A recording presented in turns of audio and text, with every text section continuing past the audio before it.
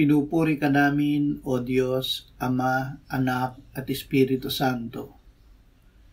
Salamat, Ama, na ibinigay mo sa amin si Jesus na iyong anak, na namatay para sa aming kasalanan, iyong muling binuhay, iniakyat at iniluklok sa iyong kanan sa langit.